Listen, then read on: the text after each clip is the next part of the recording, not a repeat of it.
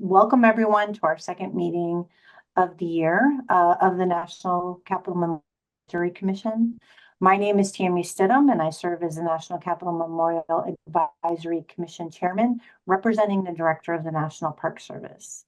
Present for today's meeting are Michael Sherman, representing the Chairman of the National Capital Planning Commission, Joseph Imamura, representing the Architect of the Capitol, Sarah Batchelor for the Chairman of the Commission of Fine Arts, David Maloney representing the Mayor of the District of Columbia, Christy Tunstall-Williams representing the Administrator of the General Services Administration, Paul McMahon representing the Secretary of Defense, and Edwin Fountain representing the Chairman of the American Battle Monuments Commission. Also with us today representing the Advisory Council on Historic Preservation is Chris Wilson. Mr. Wilson participates with the Commission in a non-voting advisory capacity. Finally, Laurel Hamming, Memorials Program Manager with the National Park Service, is with us, along with Michael McGraw, our Commission Secretary and the Legislative Affairs Specialist for the National Park Service, National Capital Region. I would like to thank Dan Fox and the Commission of Fine Arts for their technical support for today's meeting. Without your assistance, I'm not sure what we'd do, so really thank you very much. On to today's business. As most of you know who are here today, the Commission was established by the Commemorative Works Act of 1986 and is required by that act to advise the Secretary of the Interior, the Administrator of the General Service Administration, and committees of Congress on the establishment of commemorative works in Columbia and its environs, to provide its views to the appropriate committees of Congress when the committees are considering legislation to authorize commemorative works within the District of Columbia. This act also requires the sponsors of authorized memorials to consult with this commission regarding site and design concept proposals, two of which we have on our agenda for today. Today, our agenda includes a review of the Thomas Paine Memorial Site Selection and the Fallen Journalist Memorial Concept Design. Our second agenda item is a site selection presentation for the Thomas Paine Memorial Commemorative Work. Congress authorized the Thomas Paine Memorial Association to establish a commemorative work on federal land in the District of Columbia and its environs to honor the United States patriot Thomas Paine on December 29th, 2022 through Public Law 117-328. The Commission previously reviewed the legislation for the commemorative work during the July 2022 Commission meeting. The Thomas Paine Memorial Association and our team have studied available sites and are convinced that the best sites for this memorial would be in Area 1. So they are submitted and a justification for Area 1, and that is something we will need to consider and be able to recommend to the Secretary regarding. This is an additional item to the site selection that we will need to discuss, and they will cover in their presentation. With us today is Margaret Downey, President, Thomas Paine Memorial Association, and Claire Sale, Associate Principal, AECOM, to walk us through the site selection for the commemorative work. Ms. Downey, do you have a few words before Ms. Sale starts? Thank you very much. Good afternoon. The Thomas Paine Memorial Association is very excited to have located potential sites for the erection of a Thomas Paine Memorial in Washington, D.C. The sites located by our consulting firm fit very well to achieve our goal of honoring the legacy of the forgotten founder, patriot, Revolutionary War veteran, abolitionist, international defender of democracy, scientist, inspiring thinker, and author Thomas Paine. The story of the founding of the United States of America is not complete without the acknowledgement of Thomas Paine's contributions. His pivotal roles stirred the passions of colonists throughout the publication of Common Sense. Common Sense formed the content of the Declaration of Independence. And he continued to inspire colonists throughout the War for Independence with the publication and circulation of the American Crisis Papers. When Thomas Paine wrote the American Crisis Papers, he was serving as one of the very first veterans of the United States of America. Thomas Paine, in fact, was the one who coined the name United States of America, and he was the first to announce it in writing. Now, according to the Commemorative Works Acts, a memorial can be included in Area 1 if the secretary or administrator decides that the subject of the commemorative work is of preeminent historical and lasting significance to the United States. And we think that Thomas Paine emphatically meets this requirement. Thomas Paine's writings, particularly Common Sense, persuaded American colonists to support independence from Britain. And this 46-page pamphlet sold over 500,000 copies, making it one of the most influential works of the American Revolution. Thomas Paine donated all proceeds from the sale of Common Sense to help finance the War for Independence. The American Crisis Papers, a 13-part series of pamphlets, bolstered morale during the War for Independence. George Washington ordered his commanders to read portions of the American Crisis Papers aloud, just to inspire the Continental Patriots. The most famous reading came just before Washington's historic crossing of the Delaware River. Thomas Paine's quill was mightier than the sword to win the war effort, yet he also picked up a musket and joined the fight alongside his fellow colonists. Thomas Paine was far ahead of his time regarding many subjects, including freedom, democracy, equality, and social justice. Thomas Paine was a hero to Ben Franklin, Abraham Lincoln, and Frederick Douglass. Even today, many influential leaders, educators, and historians continue to be inspired by, learn from, and actually quote Thomas Paine's eloquent words. And we also cannot neglect to praise Thomas Paine for his other socially important writings, such as Rights of Man, Agrarian Justice, and The Age of Reason. Thomas Paine's words emphasize Enlightenment thinking and the use of reason. He promoted democratic values, the importance of social equality, and the acceptance of freedom of thought. He inspired countless Americans as they forged a new nation. Thomas Paine opposed slavery and became the first to advocate for a League of Democratic Nations, which later became known as the United Nations. He promoted universal education for both men and women and civil rights for all. Thomas Paine also made significant contributions to science and technology by designing and engineering an iron bridge as well as a steam engine.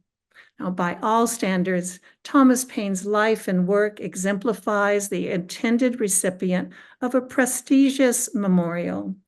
The locations we seek are in reasonable proximity to memorials of Thomas Paine's contemporaries, such as Thomas Jefferson, George Mason, and Nathaniel Greene. And Thomas Paine, by the way, served as a volunteer aide-de-camp for Nathaniel Greene during the War for Independence, and later served as secretary to the Congressional Committee on Foreign Affairs. Well, there's far too much about Thomas Paine that I could convey, but I now ask our consultant, Claire Sale, to further express why Thomas Paine deserves a memorial and convey our intentions of educating the public about Thomas Paine's contributions and legacy. Great, thank you. Please go ahead, Ms. Sale, when you are ready, and we'll bring up the presentation. Thank you. So as part of the memorial, we have our site selection study that's here on the screen. And on the next slide, we'll have just an agenda of an overall introduction, Area 1 justification, the initial inventory of the sites that we reviewed, the further site evaluation, and then site analysis. So essentially it's a 3-part screening process, and then to summarize the presentation. So next slide will just serve as the introduction.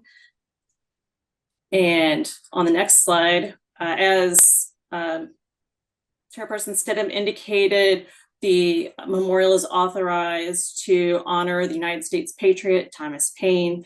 And as Margaret summarized, Thomas Paine had a illustrious career in the United States. He was born in 1737 and arrived in the United States in 1774. He was a political and activist and philosopher, played a crucial role in the American Revolution. He wrote numerous works, including The American Crisis, Public Good, and Common Sense. And his ideas and his writing are really a testament to the power of words and the search for freedom and justice in the country. And he played a pivotal role in the history of the United States, which we'll go into in a little bit. On the next slide, we looked at the memorial program and the goals. So essentially, the goals of the program of the project are to celebrate Thomas Paine and his role in history, to inspire the public with his values of freedom, democracy, and human rights, and to educate the public about his role in the United States' history. In terms of advancing these goals, the intent is to have a program of a public gathering space or memorial that features public gathering space, such as a plaza, seating, as well as a figural sculpture of Thomas Paine.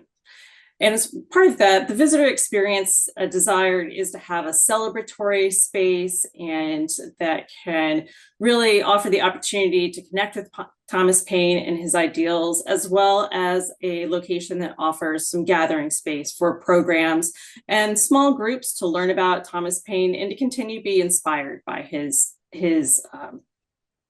works. On the next slide, we will talk about the Area 1 justification. So the next slide. So in terms of the Area 1 justification, Margaret talked a little bit about this too. So the idea here is that Area 1 would be for works of lasting and topics of lasting and preeminent significance. And so for Thomas Paine, the fact that we're still talking to him 250 years after he arrived in the country, I think really speaks to the lasting significance portion of that, but also in terms of the preeminent significance. So he was one of the writers that inspired the American Revolution. So you received some backup information about this as well. But in terms of his writing, really connected with the US population, and writing previously had been very formal, and he really spoke in a way that the public could connect with. And they connected to his promotion of democratic ideals in terms of arguing against a monarchy and against hereditary succession, but instead providing this idea of people as the key leaders in government.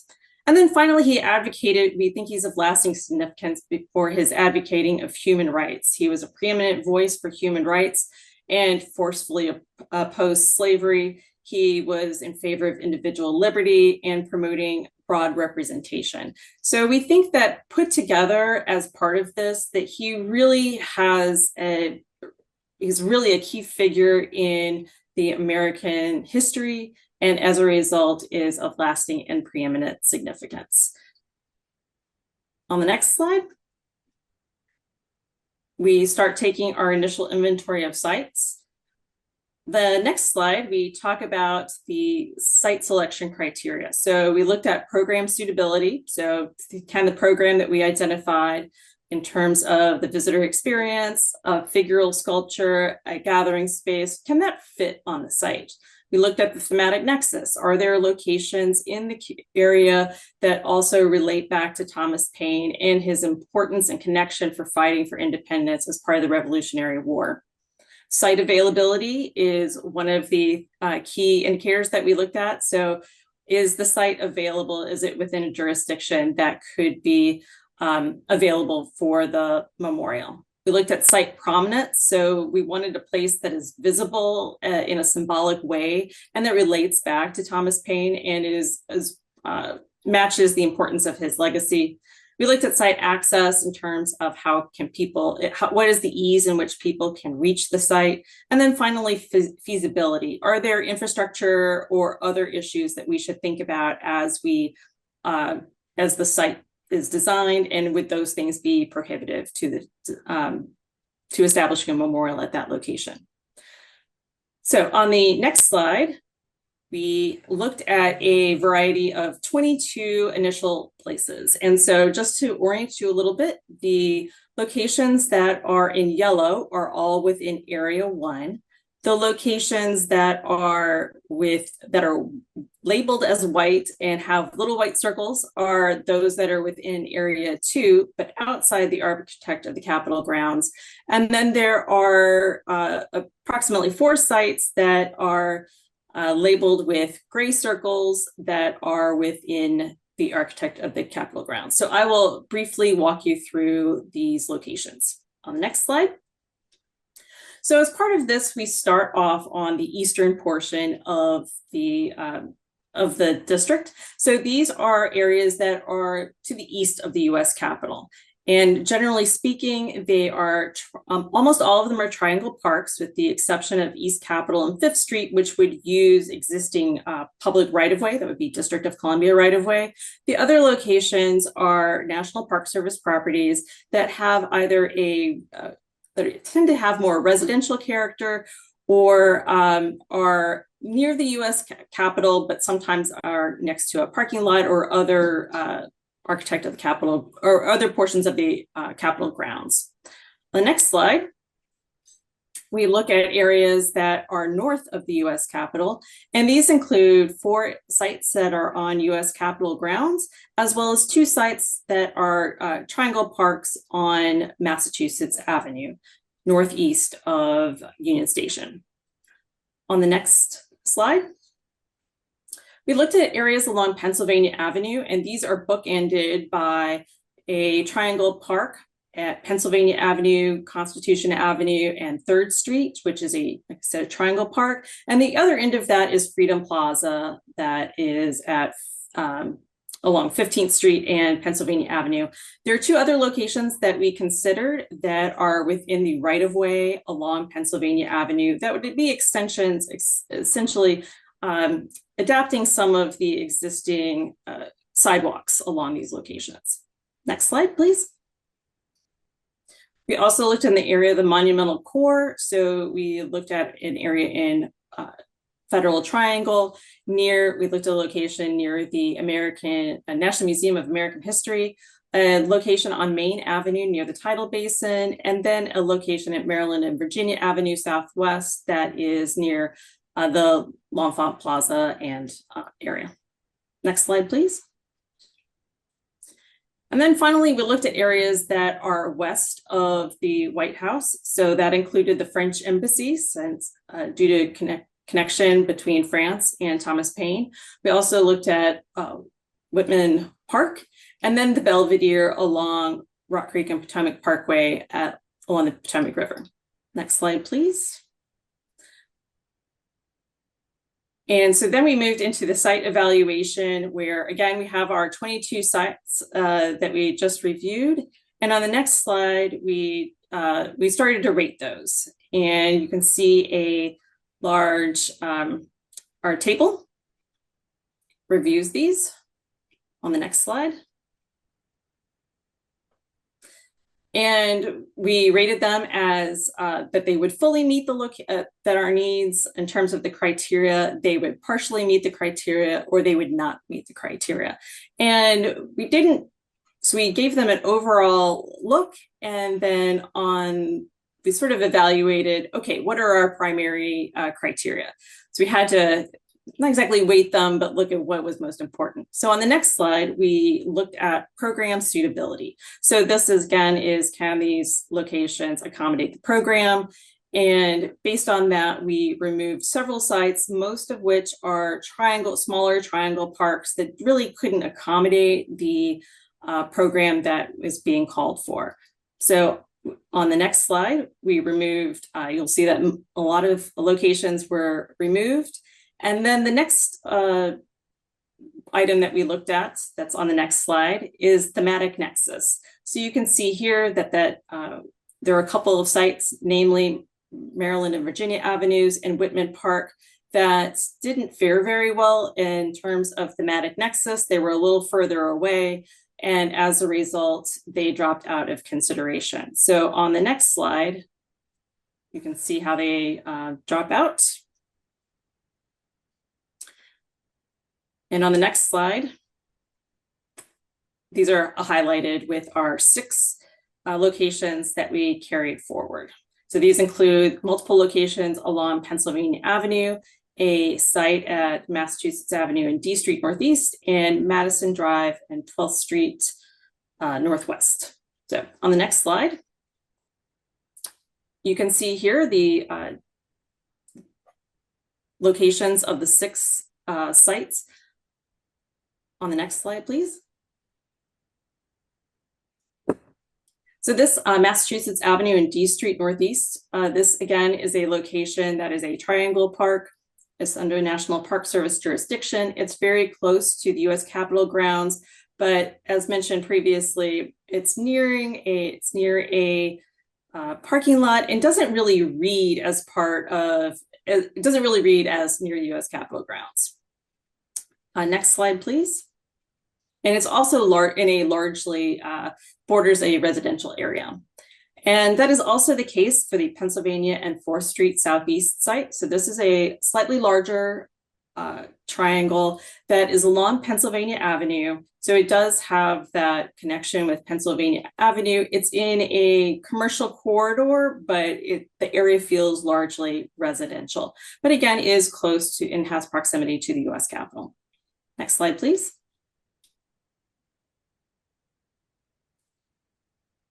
So this location is along Pennsylvania Avenue and 12th Street. Again, this is one of those places where the existing sidewalk and right-of-way of Pennsylvania Avenue would be adapted to accommodate this memorial. It's along Pennsylvania Avenue, but we felt that it would feel placed in an area that doesn't necessarily reflect the prominence and the gravitas of Thomas Paine. And that's also the case with the next location, that's at Pennsylvania and 9th Street on the next page. So again, this is another location that would be adapted from existing public space or public right-of-way along Pennsylvania Avenue. Next slide, please. So we looked at Constitution Avenue and 3rd Street. So this is a triangle park. It's bordered by larger roadways, but it does have that proximity to the U.S. Capitol and a very notable view. Next slide, please. And along Madison Drive and 12th Street. So this is sort of part of near the National Museum of American History. It's a grass panel that is along the National Mall. So it really feels that it's integrated within the monumental core of the district. Next slide, please. So as this section, we advanced 3 sites for analysis, as are shown on the next slide. And these include the Madison Drive and 12th Street location, the Constitution Avenue and 3rd Street Northwest location, and the Pennsylvania Avenue at 4th Street Southeast location. So on the next slide, we'll see where these are on the map. One is near the Capitol, one is along the National Mall, but outside the reserve, and then one is on the eastern side of the U.S. Capitol. Next slide, please. So as part of this, we looked at the Madison Drive and 12th Street. You can see here that it is a lawn panel next to the National Museum of the American History. It's basically is a little in front of some back of house operations for the museum, and it is across from the National Mall. On the next slide, you'll see here that it is again, very accessible from metro locations as well as along a clear pedestrian corridor. It's part of the commemorative landscape as a whole for the District of Columbia, and that there are noticeable views across the National Mall. On the next slide, we show the clear thematic nexus between the U.S. Capitol building, which is the seat of government most represented for democracy of the country. It's also next to the National Museum of American History, which is important because he's part of American history, as well as it even houses an original copy of Common Sense. So his work is housed in the museum itself. We looked at the National Museum of African American History and Culture, which is down the mall further, and that highlights or connects to Thomas Paine's role as an abolitionist, and as well as the National Museum of Natural History and Thomas Paine's idea and advocacy to bring science and nature as part of understanding that as part of our overall knowledge. And then finally, it's within view of the Washington Monument, which is a very clear connection to Thomas Paine and his importance as part of the American Revolution. Next slide, please. And here we go to Constitution Avenue and 3rd Street Northwest. As I mentioned before, it is a triangle park with roadways on all sides. And it also has some infrastructure, utility infrastructure that is at the site. I should note that one of the reasons that this site, I know it's been considered by this body for other locations, but it was considered a little too busy, especially for commemorative works that were seeking a somber experience. And this commemorative work is seeking a more celebratory experience to inspire people. And so that maybe some of the busyness of Constitution and Pennsylvania Avenues isn't as negative or deleterious to the experience as it could be for a different memorial. Next slide, please. So here, again, we talked about the location. It's at a corner of Pennsylvania Avenue and Constitution Avenue. It has access to multiple metro stations. It's in an area that has a lot of government activity between the U.S. Capitol and the courts, Department of Labor, and the National Gallery of Art. And there are views along Pennsylvania Avenue, 3rd Street, and Constitution. Next slide, please. So in terms of the thematic nexus, again, we have the U.S. Capitol building as a key thematic nexus. We also looked at Pennsylvania Avenue, since when Thomas Paine arrived to the country, Pennsylvania was one of the first places, or was where he arrived. So there's a connection there, as well as Constitution Avenue and his role as developing the concept for modern constitution. We also looked at the National Museum of the American Indian as part of Thomas Paine's writings about Native American rights and their relationships with European colonists. Next slide, please.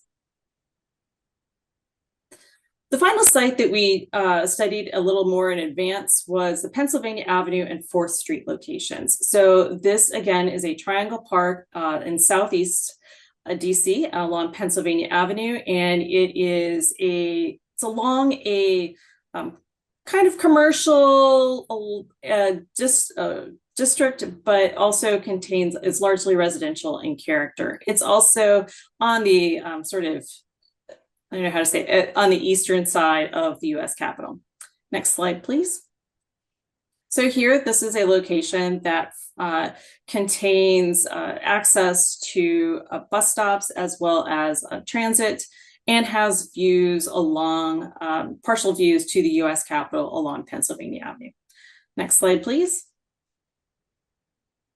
So in terms of thematic nexus, similar to the other location that we just described, there is a Pennsylvania Avenue and US Capitol building connection, but there's also a connection to the Library of Congress, particularly the John Adams building, as well, where several of Paine's works are housed, as well as his connection to John Adams as one of the leading figures of the American Revolution.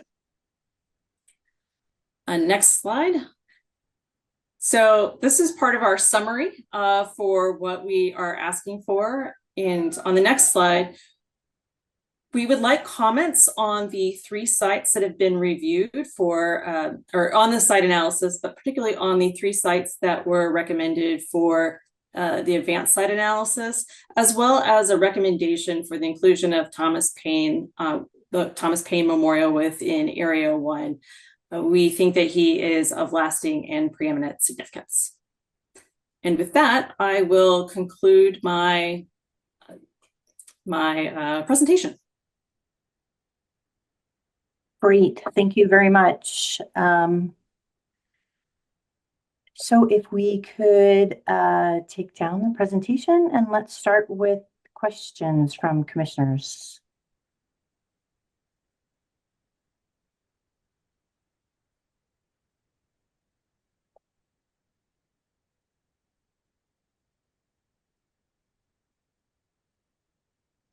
Commissioner Batchelor.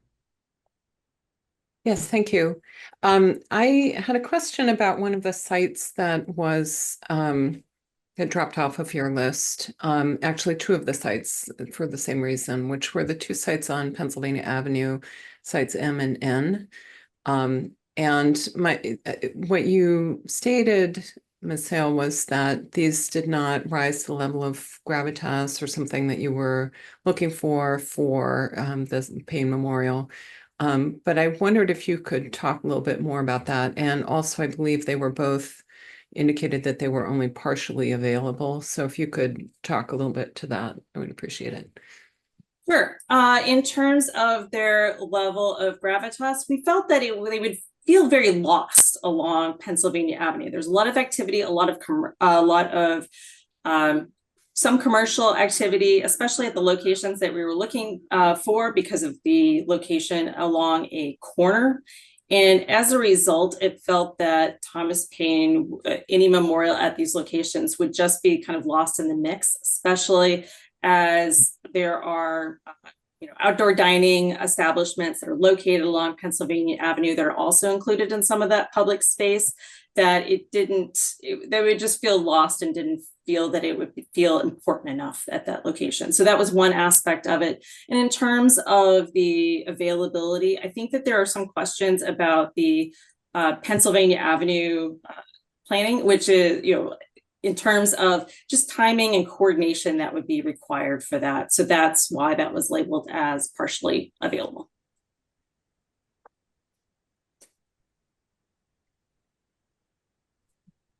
Great, thank you. Commissioner Sherman. Yes, thank you for the presentation. We had a similar question concerning Site A. Given your own criteria, that scored, or at least was rated pretty positive, but it's not clear why that site wasn't advanced. Could you talk and talk through that a little more about why Site A is removed from the final?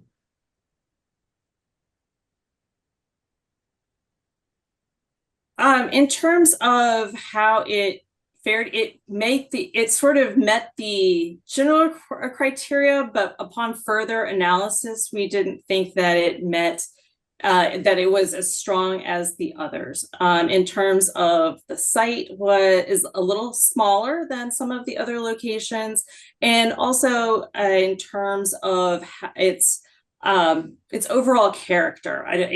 In that it feels a little outside of the primary activities, and would not be a place that essentially visitors would come to. So that's, I would say, site character was and prominence would be the reasons why.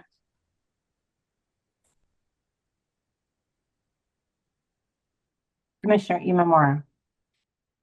Thank you, Chair Stidham. Ms. Sale, thank you for the work that you've put into this, you and your team. The one question that I have is I'm curious to learn a little bit more about the conversations that you had about Site O and public safety at the confluence here of Constitution, 3rd Avenue, and Pennsylvania Avenue for pedestrians.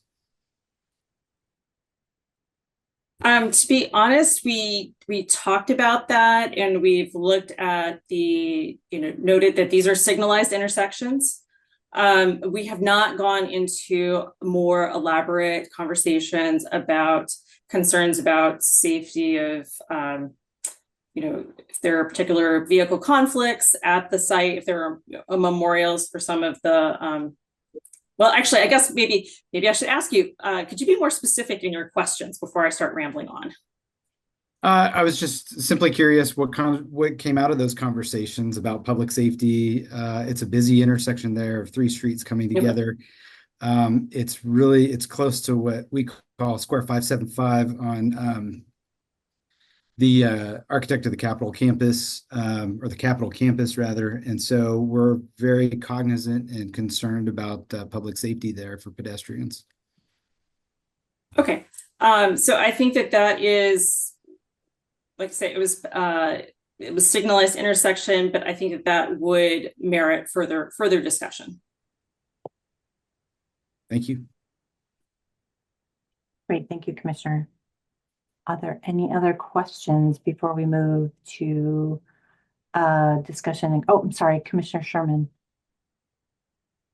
Hi, I would defer to other commissioners if they had questions, but if there are no other questions, I did want to kind of follow Commissioner Momoro's comment. Site Q and Site O have been previously suggested for several memorials, and I think this commission has always viewed those as not desirable or feasible. And so it's just a little confusing why these 2 specific sites keep coming back for recommendations when we've noted in a lot of studies the utility concerns, access concerns, the traffic concerns. And so I would like to know a little more about why Site Q and O, quite frankly, are still on the table. So from our perspective, and you all are can respond too, but in terms of I believe that is the Constitution Avenue and 3rd Avenue site.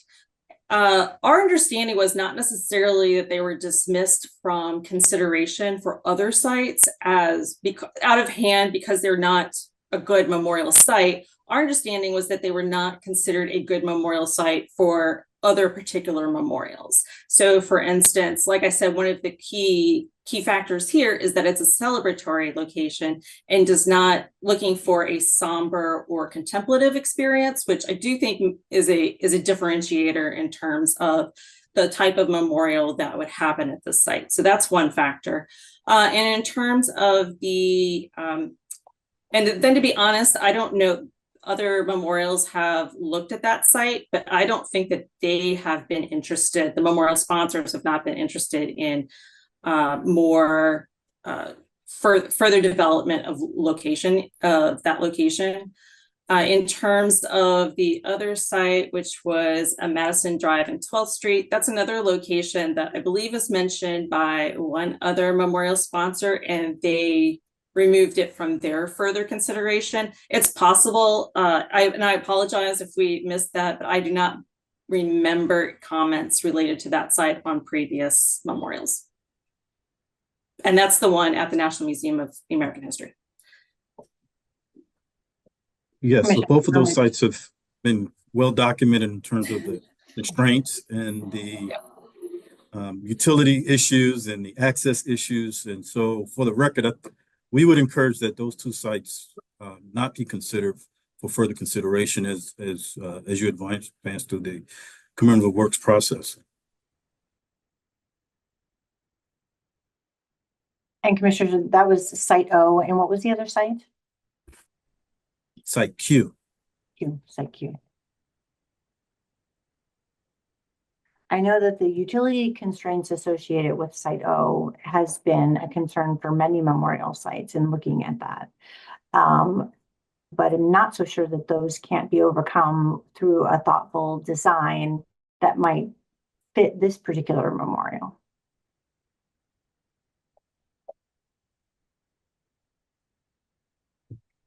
So any other questions?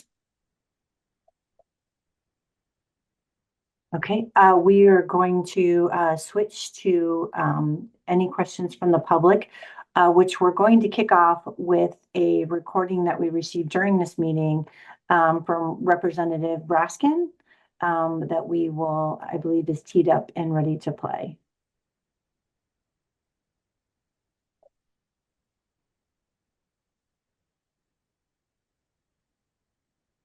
Laurel, is that you? There we go. Raskin from Maryland's beautiful 8th Congressional District. I'm appearing before the National Capital Memorial Advisory Commission. I want to thank you for everything you've done to help us advance the Thomas Paine Memorial thus far. I'm appearing simply to help make the case that this memorial qualifies for inclusion under Area 1, which is reserved for commemorative works of preeminent historical and lasting significance to the United States. It's hard for me to think of any new project that is better qualified than a memorial to the great Thomas Paine, whose original works of intellectual and political and moral contribution to the American Revolution and the Constitution and the founding of the country really put him almost in a class by himself. And that's certainly something that was recognized by the other founders like Thomas Jefferson and Benjamin Franklin and John Adams and James Madison. Tom Paine arrived in America in 1774, 2 years before the American Revolution. He fell in love with the promise of America. He said that this nation, if it lived up to its values and its principles, would become an asylum to humanity and a model to all of the world. He said that the cause of America is the cause of all mankind. And in 1776, he, of course, wrote Common Sense, the pamphlet that launched the American Revolution. That was really the organizing document of the revolution. And by common sense, he meant the sense that you have even if you didn't get to go to the Princeton Theological Seminary, the sense that everybody's got, but also he meant by common sense the sense that we have in common when we're willing to speak and reason together and listen to one another. And that common sense would become the brilliance of America in overthrowing the monarchs and the kings and the emperors and the czars and the lords. And he wrote also, of course, the famous Age of Reason. And he wrote in 1776, when times were tough at the beginning of the Revolution, the famous pamphlet called The American Crisis. And it was passages from the American Crisis, along with Common Sense, that George Washington had the troops read at Valley Forge. President Biden recently made a speech about this and talked about how Tom Paine was read to the troops and the troops read passages to each other. But it was in the American Crisis that the famous passage appeared. I'll update our language a little bit just so it doesn't offend modern sensibilities. But Paine wrote, "These are the times that try men and women's souls. The summer soldier and the sunshine patriot will shrink at this moment from the service of their cause and their country. But everyone that stands with us now will win the love and the favor and the affection of every man and every woman for all time. Tyranny, like hell, is not easily conquered, but we have this saving consolation. The more difficult the struggle, the more glorious in the end will be our victory." So it was said at his time by everybody from Franklin to Jefferson to even Napoleon that there should be statues erected all over the world to the great Tom Paine, who really was the singular, passionate voice of the Enlightenment. And although he never ran for office and didn't serve in Congress, nobody was more important to the American Revolution and the creation of our republic than the great Tom Paine. And so I think he definitely qualifies for the standard of enduring and lasting historical and continuing significance. And I hope that we can play our part in properly commemorating the great Tom Paine. Thank you so much for hearing me out. Got it.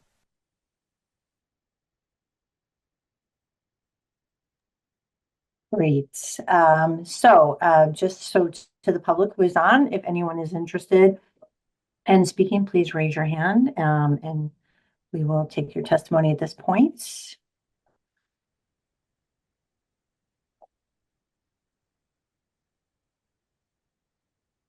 Not seeing anyone raising their hands. Thanks. Thank you. Moving then to discussion and comments. I can go ahead and kick us off. We have looked at each of the sites. The Park Service has looked at each of the site.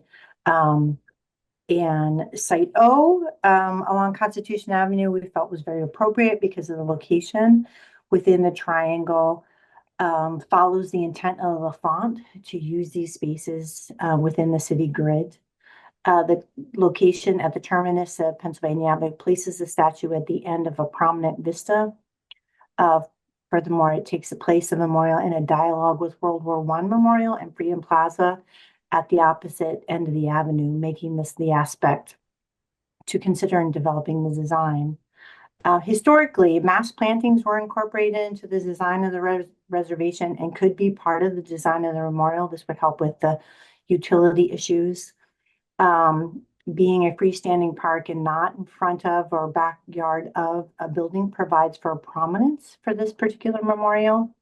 It's an underutilized condition that could be transformed by adding this memorial and bringing this park back to life and adding a vital element of the intersection of Pennsylvania Avenue, Constitution Avenue, and 3rd Street that recognizes its close proximity to the Capitol. We felt that Site E, the one along Pennsylvania Avenue in Southeast, was also very suitable. According to the Pennsylvania Avenue Corridor Cultural Landscape Inventory, this particular corridor is eligible for the LaFont design, and that the inclusion of the Thomas Paine Memorial aligns with parts of the LaFont plan, where he envisioned statues and more memorials in each of these reservations that would embody the ideas and values of the Constitution. Paine, as the founding father and author of pamphlets that inspired the American Revolution, also meets the LaFont criteria, so that we thought this was another very worthy site. Site Q, adjacent to the Museum of American History, we felt poses a series of coordination on the operational issues and question whether there's a strong enough connection to the American History Museum to warrant a placement in this location. The site is very constrained, and compared to the scale of the building, the statue could get lost in this location. And that's really all we had on the site selection. So I open it up to others to share your comments.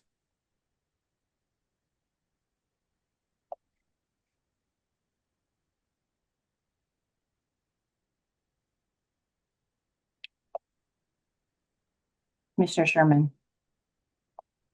I feel like I'm monopolizing. I'll just simply say from NCPC's point of view, of the sites that are on the table as finalists, we would encourage really looking at Site E, given its proximity to Penn Ave and all the things you just mentioned, as a preferred site of the three that are advanced. But we also like to reiterate that our concerns about Site Q and Site O. Okay, thank you. Commissioner Maloney. Yes, thank you. I would like to associate myself with all of the chair's remarks because I think it really sort of hits the nail on the head. I think, frankly, Site O, which has been, as has been noted, a very difficult site to find an appropriate memorial for. This memorial is perhaps uniquely appropriate to that site. The reason being that it's on the inaugural parade route. And it is associated with the principles of American democracy and the peaceful transfer of power. And that perhaps is something that people should be reminded of every time we have an inaugural parade. The other reason I think it's particularly appropriate for being on Pennsylvania Avenue, on the parade route site, and not on the Capitol Hill side of the avenue, is that other statues and memorials to Revolutionary War patriots are along the avenue. There's Pulaski along the avenue. There are the 4 statues at Lafayette Square with Lafayette and Rochambeau along Pennsylvania Avenue, the other 2 on H Street. And the theme of American Revolutionary patriots along the avenue is a strong one. And this would certainly reinforce it in a way that I think would be very compelling. So to my mind, it is by far the best of the possible sites. Great, thank you. Commissioner Batchelor. Yes, thank you. And thank you for the presentation. I also, as you may have guessed from my question earlier, I'm also interested in Site M, which has been removed from the list for consideration. And so I would like to make the case that this be brought back into consideration for just the reason, actually, that Commissioner Maloney was speaking to, the establishment of Pennsylvania Avenue as a corridor of recognition for not just Civil War, but revolutionary figures. There's also, right across the street, of course, from Site M is the statue of Benjamin Franklin. So they would be in a dialogue in statue form or memorial form as they were in life. It also is a site that, while busy, is, I think, actually pretty appropriate for this figure who was a man of the people, speaking to the people. So I think that its busyness in that corridor is actually an advantage rather than a disadvantage.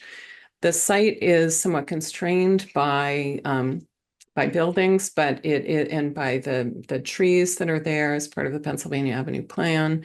But there might be some potential to use a ground floor of the adjacent building for any associated uses that the memorial would need, while leaving the public space open for public gathering and commemoration. So while I also support the Site O, if the underground utility issues basically could be dealt with for this, I would encourage the addition of Site M. And I guess I should just say that I do strongly support the authorization of a Area 1 location for this memorial. Great, thank you. Other comments? Commissioner Fountain.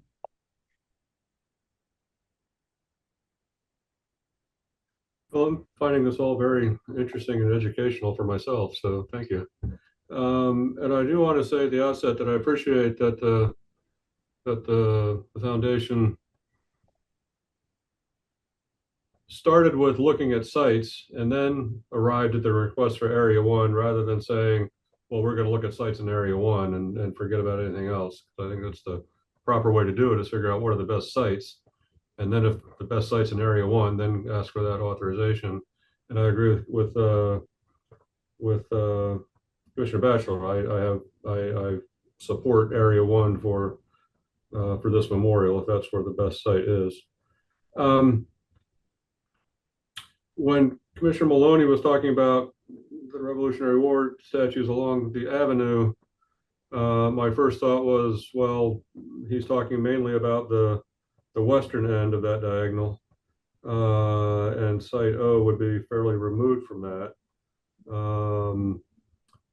Commissioner Batchelor sort of tied them all together by reminding me that Franklin is right across the street there, which made me think more about site M than I had been thinking about before, because I think the Franklin statue there is effective where it's located. I've been worried about having a memorial just kind of on the sidewalk there, but Franklin works well, and having Paine across the avenue could be a pretty compelling pairing.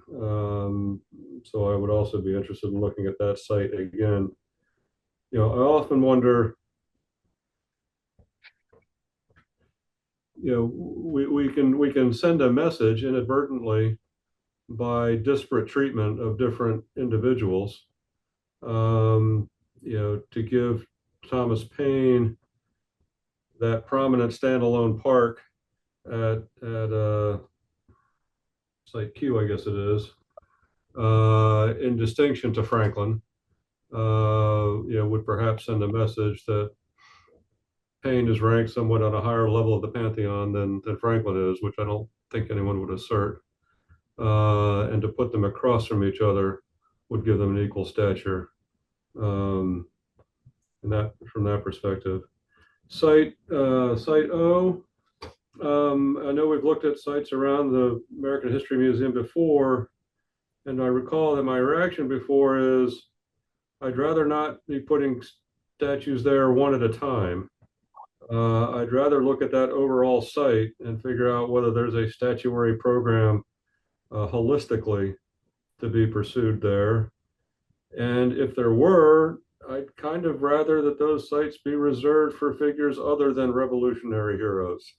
Because the American History Museum, of course, covers the whole sweep of American history, not just the Revolution, which is very well represented in the mall already. And so while I'm intrigued by that site, that whole campus as a site for statuary, I'm not sure I'd want Tom Paine to be the first one to go there. I liked site E because of the proximity to the Library of Congress. I think since Thomas Paine is remembered so much, primarily for his writings, I think that juxtaposition would be a good one. And I like that would push sort of the memorial precinct out a bit further than they typically are. So I like the fact that we were looking east of the Capitol. So all of which is a long way of saying, in a very wishy-washy fashion, I could support any of those three sites. And I would second looking at site M again as well. Thank you. Great, thank you, Commissioner Fountain. Commissioner Tunstall Williams. Yes, thank you. And I would align myself with all the other commissioners' comments. I do believe that all three sites that are in consideration show promise. I think site Q is maybe the most difficult in that Paine may be subservient to the national history, and so it may be harder to give it its own sense of place. I would say the same thing about site M, and just the only other thing that I would say about that is the Benjamin Franklin statue is a GSA statue, and he is very vulnerable there. He takes the brunt of any sort of protest. We probably have conservation activities at that site multiple times a year. So just something to consider. Maybe Paine would take some of the pressure off Franklin, but I'm not sure that's the reason you'd want to cite your memorial there. The only I had, and I defer to the other commissioners who know more about this, I thought there were some plans. Oh. Commissioner Williams, we lost you.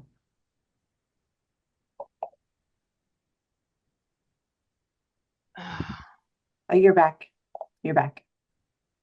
I think the last we heard you said, I thought there were some plans. Okay, I'm sorry. I thought there were some plans about reconfiguration of that intersection. Is that a different area that I'm thinking of? Yeah, that's the next one down, I think. Yeah. Thank you, Sarah. So I guess long story short, I can support any of these. I think they all have potential. I think my least favorite would be site Q, just because it does lack the sort of, while it's has primacy of place, it is subservient to the building and the other things that are going on around it that I think Paine deserves more prominence on one of the other sites that's been discussed. And then I also agree that the Area 1 is extremely appropriate for this memorial. Thank you. Great, thank you very much. Commissioner Batchelor. Yes, I'm sorry. I forgot one comment that I wanted to make about the Site E down on Southeast Pennsylvania Avenue. There are two things. I do agree that this should move forward for further study. I just wanted to point out two factors that should be considered in that further study. One is that it does form one piece of the larger area called Seward Square. So those four sort of bow tie, I don't know if they're all bow ties, but anyway, those four pieces plus the median are Seward Square. And so whether it's being like Commissioner Tunstall-Williams mentioned, whether it's being reconfigured as in the long run, it would be part of that park, and the meaning of that and the relationship of that should be considered. The other is that I think that is the largest site that you're considering. And yet the program that you have, or that your goal that you told us about at the beginning, is for a fairly modest memorial. One thing that happens when you're on a site that's slightly too large for your goal is that it tends to expand to fill the space. So I would just say that can be sometimes awkward. If you have a smaller memorial on a larger site, then the question comes up, what happens to the rest of the site? Or you end up with a sort of a memorial growth problem. So those should be both considered on that site. Great, thank you. Commissioner Imamura. Thank you, Chair Stidham. All that I have to say is that I align myself with the comments of my fellow commissioners.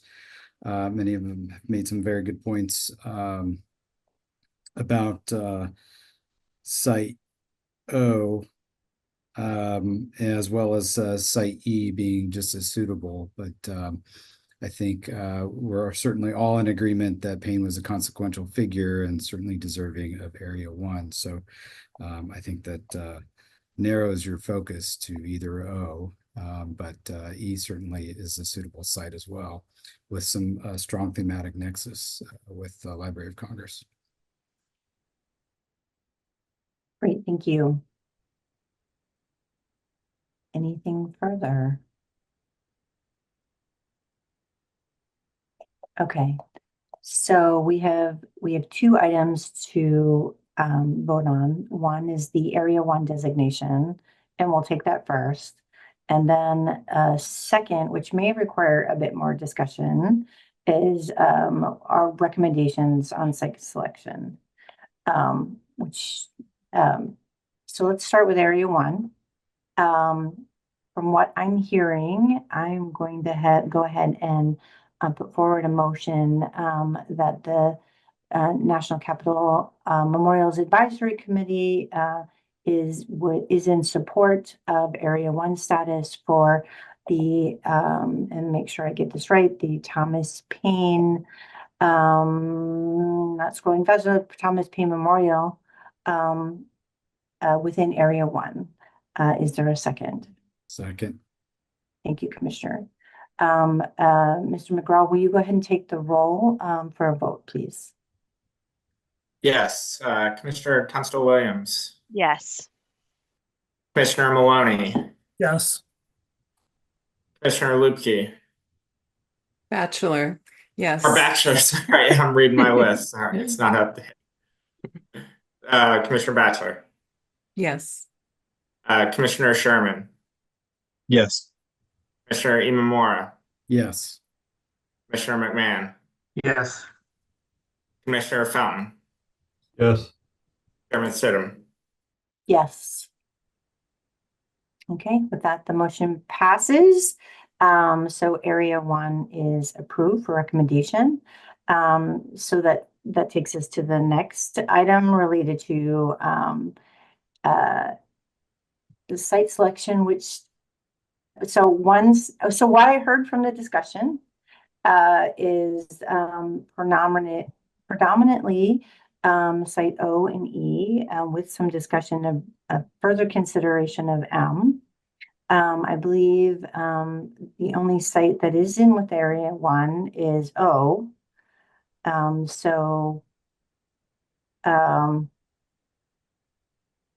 Looking to my staff for some direction on it's still for the Congress to decide if they receive Area 1 designation. I think we have options for further consideration of those 3 sites, or we could narrow down to 1 site for their further consideration. So maybe some additional discussion needs to occur around that, where this commission would like to take their direction to the memorial sponsors. Madam Chair, may I recommend that we indicate that we support Area 1 designation, but as part of the Commemorative Works Act's process for site selection, that these other sites be considered, highly considered, given the actual criteria for selection and their appropriateness for the memorial. Yes, you may. If there's a second, we could take that forward for a vote. Second. Thank you, Commissioner Memore. All right, so the proposal is the support for Area 1 designation, but additional consideration and investigation on site E, O, and M. So with that, Mr. McGraw, will you take the roll, please? Commissioner Tunstall-Williams, Yes. Commissioner Maloney, Yes. Commissioner Batchelor, Yes. Commissioner Sherman, Yes. Commissioner Imamura, Yes. Commissioner McMahon, Yes. Commissioner Fountain, Yes. Chairman Stidham. Yes. Okay. With that, the motion carries. So that will be the direction moving forward. Thank you very much for your input. If we can go ahead and take down the memorial sponsors, and we'll do the last few things related to our agenda.